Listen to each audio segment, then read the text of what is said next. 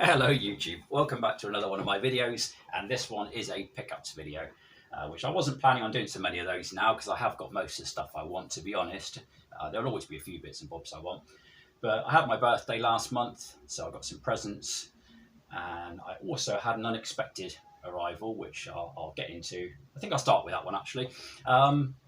If you've watched my other videos, you'll have seen me mention before, probably retrogames.co.uk.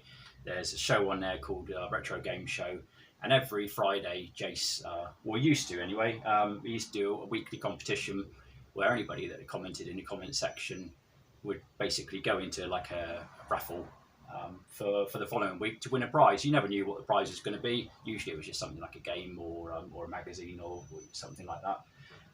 But this particular week, he said he was changing a format, so that was going to be the last sort of prize draw. And good old Marvin, which was the number generator, he did his random numbers and my name came up. So yeah, I was really pleased with that. And the prize was a good one, which is this, the good old Sega Master System. And even after all these years, that is the first Sega system I've ever owned. So yeah, I'd like to think it went to a good person there. I've never been too bothered about Sega, although my best mate always had, he was a bit of a Sega fanboy, so he used to have, I think he had the first Master System, the sort of angular one, which had Alex Kidd built in, which I like the design of that one, I must say. Then he upgraded to this one, partly because it had Sonic built in, and I don't know why, I think he just liked the looks of it at the time. And then he went on to buy the, what was the one that followed? Mega Drive. I think the Mega Drive, was there a Mega Drive 2? Can't remember. But I think that was as far as he went with those. But yeah, so it's nice, you know, it's nice to bring back some memories playing these. And it'll be nice to collect a few games for it, because although I'm not keen on, you know, sort of Sonic or those typical Sega games, but there are a few where it had good versions of, such as Golden Axe. What else do I want to pick up for it? Golden Axe. I think I had a good version of R-Type. Yeah, a few other games. So I'll probably build a small collection over time, but not something I want to go crazy on. It does come with a joypad and the cables and everything. So I don't think Jace will be watching this, but if he does, thanks a lot, Jace. Brilliant show, mate, and really, really appreciate the effort he puts in and putting prizes like this. That's really quite something. So yeah, I've got that one set up on the shelf. And with that, I thought I'd better get a couple of games for it. So I popped into my local game shop, which is MT Games, and they had that there on the shelf. No box, don't really care about that for this system. Operation Wolf, £4. So yeah, I think this is quite a good version. I used to play the hell out of the arcade game, but I never, the only home port I ever played was the Spectrum version, which I used to have, and that was pretty good. But this does look like a really nice version, and Paul Retrobait did recommend picking up the light gun for this. So if I see the cheap gun, I might even get it, because that would be quite a cool way of playing Operation Wolf. So I've got that one. I haven't played it yet because I do have to rejig things a little bit to get it all set up. But yeah, that'll be played. And also, I was watching, I think it was James, Retro Import Gamer, did a video of, I'm sure it was him, did a video of his personal favourite top 10 Master System games, and in that one he mentioned, I'm pretty sure it was this game, World Soccer, and it looked really good actually. It's not one which I would have paid any attention to, but the following day I popped into MT Games after work and I saw that there on the shelf, and I thought, I think that's a game he mentioned. So I pulled it out, and £2, which almost feels like robbery. Really, that's really cheap. So no manual, but games in there, so that's all you need. A little bit scruffy, but for £2, what can you expect? And it looks quite good, kind of a kick-off type game. I was pleasantly surprised and grateful to him for mentioning it, because it's not one I definitely wouldn't have taken any notice of this without him showing the video of it. So I hope it's that one that he showed. I think it is. So yeah, so I've got those two games already, and I've made a huge investment of £6 in games so far. So yeah, I'll be getting a few more for it, but plenty of time for that. Sorry, I've got to drink my tea at the same time. Right, so then we're on to the stuff I actually picked up. And we'll start off with this one, which is actually the most recent one that turned up, which I bought from Sinclair for sale. I think it's Dave Thornley, I think it was. Basically, this came from Ginger Hippie Gaming originally. He bought a load of, well, he was responsible for selling a load of warehouse stock, which I mentioned in my previous video. I deleted that one in my last pickups video just because my mind wasn't really in the right place for it, and when I watched it back, I thought that was really quite a crap video, so I got rid of that. But anyway, this guy bought a load of stuff from Psy, and I think these were a batch of them. He had about 10 of these still sealed. Daley Thompson's Decathlon, which yeah, I used to, no, not the Decathlon, Super Test, which was the follow-on. So I haven't decided yet if I'm going to keep that sealed or open it. I might even keep it sealed. I'm not sure. I wanted to get the game anyway because I haven't rebought it. But yeah, you've got to feel for the you got to feel for your joysticks, because I'm not sure at this point how much more they can take of those type of games. But anyway, that's another story. Then we are, of course, onto the PacMan clones, because I'm still collecting them, and I'm getting there now. I think I've probably got pretty much most of the physical ones that I can get. Anyway, there's a few I would still like to get, but the ones that are left are pretty rare now. So this might be almost it.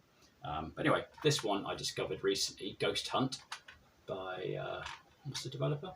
Can't think. Anyway, doesn't. Oh, Cryptronic.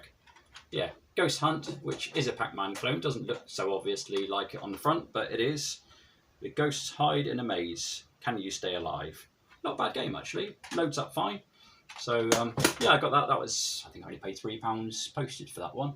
So that was a good deal. And also another one I only paid £3 for, which I only discovered a few days ago. And I'm always on the lookout for PacMan clones, so if you know of any which you haven't seen me mention, by all means pop them in the comments, because you know, I still discover them now and again. And this is one I discovered just a few days ago, which is 3D Bat Attack. And I saw an image of it somewhere, and it looked like a 3D PacMan clone, and that's what it is. But anyway, this person was selling it on eBay. They had it down as £4, buy it now, plus, no, £3, buy it now with £1 postage, or best offer. So I offered £2, and they accepted it. And I didn't even notice actually on the listing, but it's still sealed. So that's a little bit of a dilemma. Do I open it? Do I keep it sealed for my little sealed collection? Not sure yet. But yeah, I'll certainly do a video of that at some point, because that is quite a cool little game. And then we've got two which I got really lucky with. Both of these are ones which I thought I might have a job to add. One of them is Zedman, which as far as I'm aware, you can only buy this in this dual set, which is Froggy and Zedman.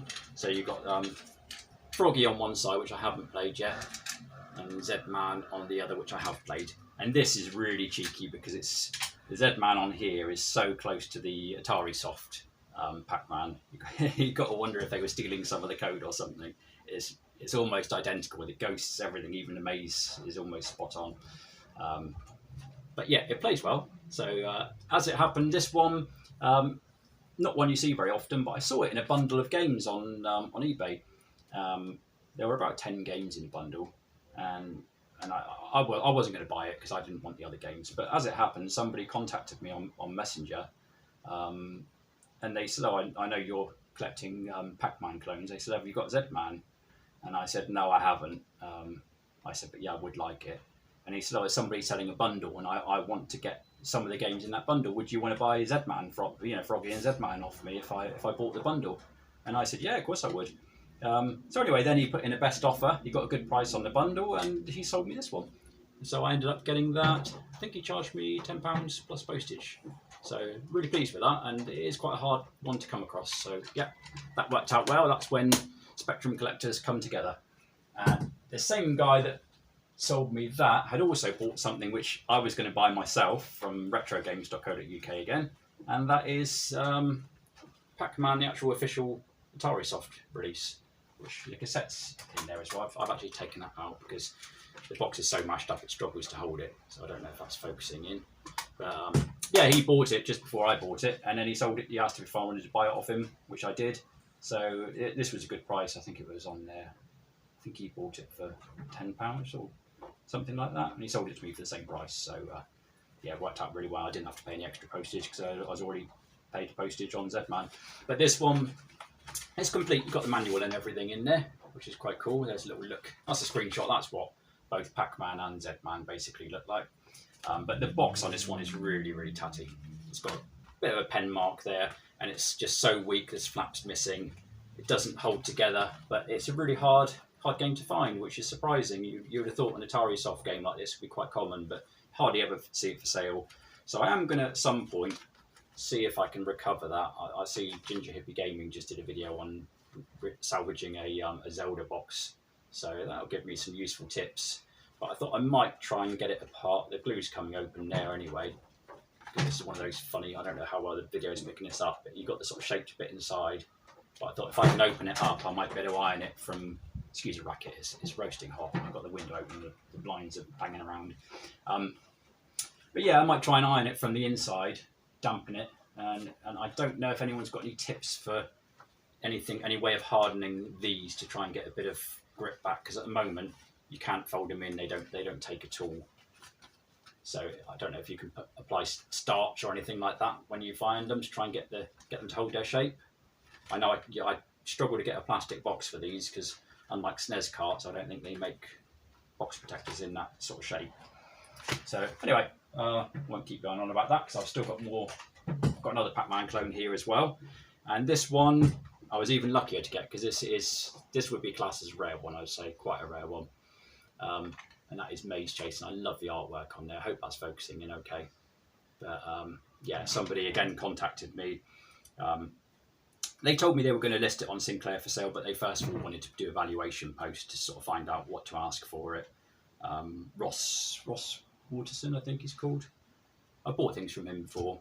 But anyway, it was really nice of him because if you ask for a valuation on Sinclair for sale, then you have to put it in an open sale as well, which he did. But it was really nice that he contacted me just before listing it to let me know what's going on, so I was able to grab it straight away, which normally I miss things on Sinclair for sale, but on this particular occasion I didn't want to miss it, so I was mashing the F5 button, and as soon as it appeared I got it, and I think I got that one for, I think it was £15, but that's a good price for such a rare one, so I'm really chuffed to have that, and it plays really nicely, that one as well.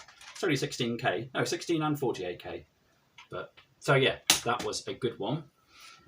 And then, what else can we discuss here? Let's move on to this one, which is Rodland. Never played this back in the day. This is a new one to me. Hadn't heard of it until probably less than a year ago. And whenever it sort of comes up, people always seem to talk really fondly of it. And it's another one of those where some people sort of say it's the best game on the spectrum. So I got very curious about it. And I saw somebody advertising this on Sinclair for sale. I think they were only asking for something like £8 for it. Mainly because it had Commodore 64 on the box, but apparently a lot of this particular release did have, and sometimes they put a sticker on the front for the Spectrum. So it probably is the correct box, and it's got everything in there. Loads fine. So, but yeah, it's a good game actually. I might even do a video on that one at some point. Yeah, it's quite different. You've got each level's kind of a different style of game. So yeah, I've been enjoying that one. Quite a nice little game. I can see why people rave about it so much. Then we've got this one, which is one I had been looking for a long time, but it's one that might be a temporary keeper for me because of the next game I'm going to discuss. And that is Death Pit and Doom Pit double pack from Monument Games. And this is Clive Sinclair did the original one, which was Death Pit, and it never actually released. So this is basically got released eventually by Monument Games. A few years ago, I don't know what year, can't see without my glasses, 2017. So it is a bit of an unfinished game, is my understanding of it. But then there was also this Alessandro Grussu's version, like an updated version of it, called Doom Pit. Haven't played this one yet, but it's 128k only. But it looks really nice, that, so I will play it. But it probably, unless I really love it, it probably will be moved on again for the same price I bought it, because the next one that came up was more than I'd normally spend, but I couldn't resist it. Anyone that knows me will probably have seen me mention this game before because it is my favourite game of all time. Sorry, I'm just going to have a bit of tea. And that is Chaos on a ZX Spectrum. I've already got the Firebird release of this, which is that one I always wanted the original artwork version. Ideally the big box, but I have seen the big box version sells for about 300 quid, and I'm never going to spend that on a game. So I've had to sort of accept I won't be getting that one. But this one did appear on Sinclair for sale. It was 50 quid, which it might have even been 55. That's the most I've ever spent on any game. That's including modern releases as well. I don't spend that sort of money on games. But if I was going to do it on any game, it had to be this one, because this is the pinnacle of games for me. This is the ultimate game of all time, Chaos. So really chuffed to get that, and very rare. It's not as rare as a big box, but it's a very rare game as well. Not perfect condition, but pretty good. It's all in there, and I had to get the correct box because it had a replacement box, and I wanted it with these little spiky things in. So luckily I had one hanging around, so I cleaned it up and put it in there. So yeah, there we go. Really, really chuffed to have that. So I've now got those two versions of Chaos. I must get the magazine version as well from your Sinclair, but apart from that, I'll never have the big box because, like I say, it's too expensive for me, but I've got that, so that's the next best thing. So I'm really, really pleased. And that's the reason why I'll probably be selling Death Pit, Doom Pit, because, yeah, I need to recoup a bit of money, really. Then we've got another cassette. This is a music cassette, so this is a bit different. And recently got my tape player sorted out, which had some issues, had new bands and everything, and then I had to go back. There were some other issues with it. But a band I used to really like back in the day, I was nuts on them actually, and that is Transvision Vamp. They were the first concert I ever went to, was Transvision Vamp. And their third album, which is Little Magnets versus the Bubble of Babel, that never released in the UK, weirdly, even though it's a UK band. And my best mate did buy the import album, but it was expensive, so I couldn't afford it. I wasn't earning much money back then, and at the time this album came out, my money was just party money, so I wasn't going to spend that much on an album. So I copied it off him. I had the copy, but I never owned the original one. And when I got my tape recorder sorted, I thought, oh, it'd be nice to finally get that, even though you still got to import it. I looked on eBay, and somebody had it in America. Somebody had it brand new and sealed. So and it wasn't any more expensive than the other copies because usually you find it in the US or Australia, that type of thing. And it actually worked out at about £10, including delivery from the US. So really good, really chuffed with that. So I haven't opened it yet. Almost certainly will be opening it. I would like to keep it sealed, but I've always wanted the original album. So yeah, I think that's going to be opened anytime soon and played and enjoyed. So again, hope that's focusing in. But really cool album that was. What else have we got? Right, then we got birthday presents basically, which this one here got a TI-99 game. This was from my sister. So if Simone does watch this, hello. And it's Hustle, which was a game we used to really like. It's basically like a two-player snake game. You can go against a computer if you prefer, but it's 2 players. And I don't know if it's focusing in on that image. The horses don't really come into it, but you know, you've got those 2 different coloured snakes, and you can block each other off, and you also collect these little points which randomly turn up. So it's both a score chaser and also a blocking the other player game, and the snakes get longer as they go around. But yeah, we used to really love playing this one, and I was thinking I might even see, I don't know if she'll be up for it, but I might see if she wants to get involved in a video and do a 2-player video of this, which would be quite funny, because she really gets stressed on these sorts of games now. But yeah, Hustle. Hopefully there will be a video to come of that, but if I can, I'll see if I can get my sister to join in the game, and we'll do a 2-player video of it. That'd be good fun. So then we're on to a couple of joysticks for the BBC. This one, I got lucky on this actually. I wanted a joystick for my BBC Master, and they did a Competition Pro, which are not that common for the Beeb. But this particular one here, this is the Competition Pro for the BBC Micro. This particular one was incorrectly listed. It was put on there as a Commodore Amiga joystick, I think they had it listed as. But as soon as I saw it, I thought that's a BBC one, because this is a colour. They only used this colour for the BBC. And also I saw the little connector there. And it was on a start price of £15, I think. And I got it for £17, plus I think a couple of pounds delivery, so I got a bargain there. But normally these go for about 45 quid, £50 even. So that was a really good deal, and it worked perfectly. Lovely joystick to use, so that was a really good one. And then I also got some joysticks for the Beeb. If you watch my other videos, if you saw my Robotron video, Robotron 2084, you'll have seen these make an appearance, the good old Volt Mace. And the reason I bought these is for that game only, Robotron, because you can actually use 2 joysticks in there. So worth watching that video because it plays really well. And so I got that. This I only paid a tenner for. And they work perfect just for that game, really. They can probably be used in other games, but that was the reason I got them. And what I like about these, I don't know if it will focus, but they were made in England.